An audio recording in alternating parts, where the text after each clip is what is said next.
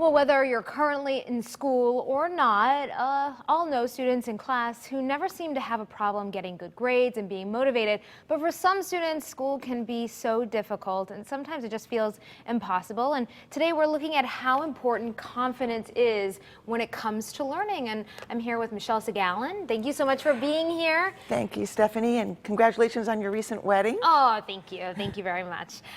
So first of all, let's talk a little bit about confidence. Is it something that's clearly identifiable if students are lacking in it, or is it something that you don't really tell right away?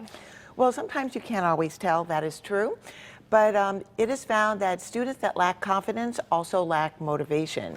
So sometimes when a student starts lagging or not feeling as motivated as you normally would think, that could be an issue. That could start to be an issue. Right, of course. So how would you build confidence in the summertime? Because obviously a lot of kids aren't in class right now. A lot of them don't go to summer school. So what would you do as a parent to try and motivate their child and build some confidence? Well, I would allow the child to follow their passion, whether it's sports or pursuing maybe another activity that they're very interested in, maybe coding, for example, but really allowing the child to pursue interests that they're interested in, obviously. Right. So what are the warning signs when it comes to the lack of confidence? Well, there are several.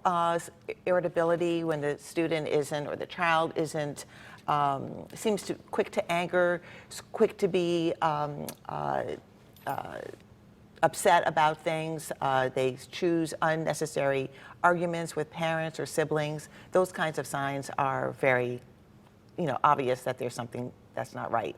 And something like not organizing materials well, is that a lack of confidence, or is that just someone's not necessarily neat? So that could be a little bit of both. Yeah. I think kids don't really think about cleaning up their room or clearing their dishes necessarily, so I wouldn't necessarily attribute that to a lack of self-esteem or a lack of confidence. But I feel like that could help that because, a clean space, a clean mind.